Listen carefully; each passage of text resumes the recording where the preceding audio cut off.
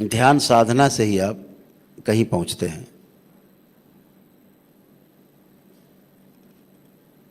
अभी तो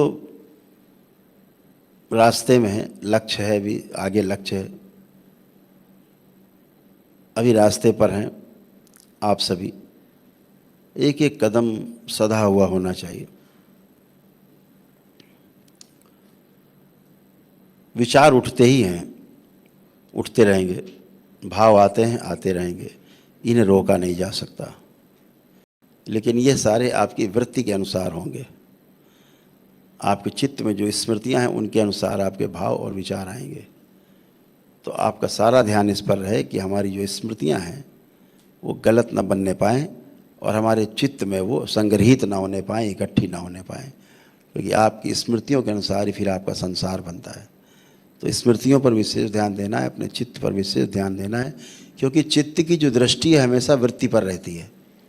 अगर चित्त आपका शुद्ध है तो वृत्ति पे उसका कड़ा अंकुश रहता है, और वृत्ति शुद्ध है तो वृत्ति की दृष्टि सीधे मन के ऊपर रहती है। तो मन आपका शुद्ध और पवित्र बना रहता है, और जब मन शुद्ध और पवित्र रहता है तो संसार में किए जाने वाले प्रत्येक कार्य आपके द्वारा हमेशा लोक कल्याण के ही कार्य आप कर पाएंगे, अच्छे कार्य कर पाएंगे आप। इस बात को हमेशा समझ लीजिए। और चित्त पर जो नियंत्रण होता है वो बुद्धि का नियंत्रण होता है। बुद्धि सीधे दृष्टि अपनी चित्त के ऊपर रखती है।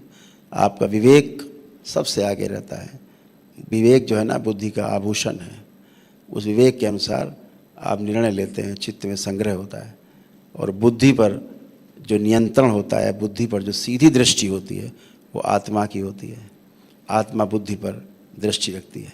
इसीलिए जब बुद्धि में किसी घटना का बोध हो जाता है तो बुद्धि जब उसको स्वीकार लेती है, बोध हो जाता है, उस बोध के अनुसार ही फिर आपका संकल्प होता है।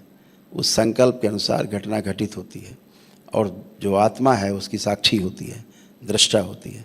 तो हमेशा आत्मा की दृष्टि बुद्धि पर, बुद्धि की दृष्टि वित्त आपके चित्त पर, और चित्त की दृष्टि आपकी वृत्ति पर, और वृत्ति की दृष्टि मन पर, और मन की दृष्टि संसार पर।